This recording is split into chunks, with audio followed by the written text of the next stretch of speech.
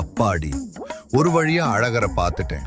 அந்த தங்க குதிரை வாகனத்துல அவர் வர்றத பார்க்க 2 கண்ணு பத்தாதுல. ஆமா ஆமா, நானும் பார்த்துட்டேன். ஆனா எனக்கு 2 கண்ணு பத்தல, 2 கை தான் பத்தல. ஏண்டா, சாமி கும்பிட வந்த இடத்துல என்ன இது திங்கிற பண்டிகைன்னு நினைச்சியா? அங்க பாரு, பக்தி பரவசம். ஓ, அது பக்தி பரவசம் இல்ல, பசி பரவசம். அங்கங்க நம்ம அக்காங்க அண்ணனுங்க மோர் தராங்க, கரும்பு ஜூஸ் தராங்க. அதையெல்லாம் விட்டுட்டு சாமி மட்டும் பார்த்தா எப்படி? வெயில்ல அவுட் ஆகிட மாட்டோம். அது சரிதான். ஆனா நீ என்னமோ அழகரை பார்க்க வந்த மாதிரி தெரியல. ஆப்பர்ல குடுக்கிற ஜூஸ குடிக்க வந்த மாதிரி தெரியுது. டேய், அழகர் ஆத்துல இறங்குறதுக்கு முன்னாடி இந்த மோர் என் தொண்டையில இறங்கணும். அப்பதான் எனக்கு அந்த பவர் வரும். நீயும் குடி. அப்புறம் அழகர் எப்போ வருவாருன்னு கேட்கறத விட்டுட்டு அடுத்த மோர் பந்தல் எப்போ வரும்னு கேப்ப.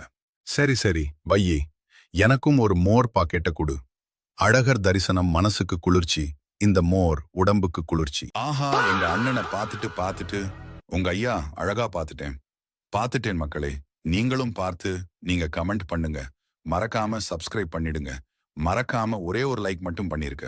மக்களே, நண்பர்களே, தோழிகளே, என் செல்ல குட்டிகளை நெஞ்சில் குடியிருக்கும் என் நண்பா செல்ல குட்டிகளை தோழி மறக்காம வீடியோவை முழுசா பாருங்க.